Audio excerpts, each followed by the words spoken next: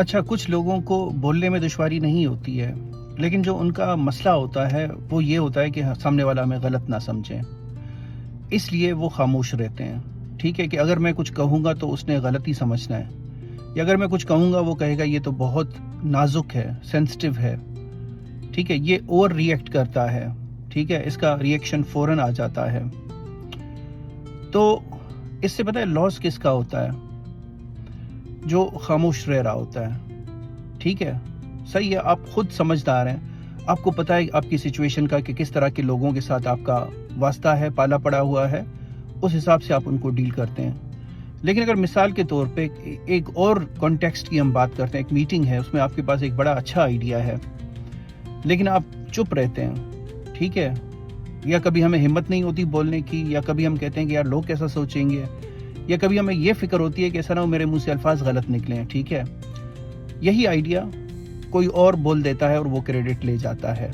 ٹھیک، اسی طریقے سے بہت سارے لوگوں کو یہ فکر ہوتی ہے کہ ہمیں کوئی مس انڈرسٹینڈ نہ کرے۔ ٹھیک ہے، اب جیسا کہ مثال کے طور پہ ایک پیرنٹ ہے، والدین میں سے کوئی اپنی اولاد کو کہتا ہے کہ جب پہنچ جاؤ تو مجھے ٹیکسٹ کر دینا، تو بچہ کہتا ہے کہ تم مجھ پر ٹرسٹ نہیں کرتے کیا؟ ٹھیک، اب اس میں بھی یہی والی سچویشن ہے۔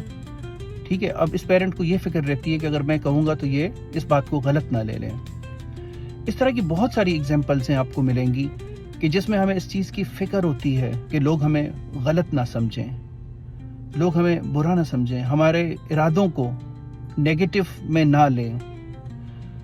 تو سمپل سی بات ہے کہ اس کی وجہ سے ایک ڈیلے آ جاتا ہے کمیونیکیشن میں، چیزیں اتنی کلیئر نہیں ہوتی، ہماری ایکسپیکٹیشنز، ہم کچھ ایک لائن پر سوچ رہے ہوتے ہیں، سامنے والا کسی اور پیٹرن پر سوچ رہا ہوتا ہے۔ تو یہ چھوٹی چھوٹی مثالیں ہیں، یہ چھوٹی چھوٹی چیزیں جو انسان کی نفسیات کے ساتھ جڑی ہوئی ہیں، اور اس کا جو عمل دخل ہے ہماری روزمرہ زندگی پر بھی ہوتا ہے۔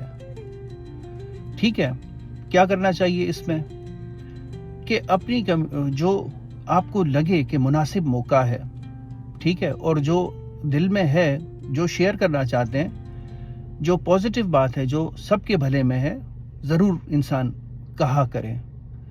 ٹھیک ہے، بہت ساری چیزیں آپ کو پتہ ہے کہ اگر آپ کو فکر ہوتی ہے کہ کوئی باؤنڈری کراس کرے گا تو باؤنڈریز کو آپ اپنی باڈی لینگویج کے ساتھ کنٹرول کرتے ہیں۔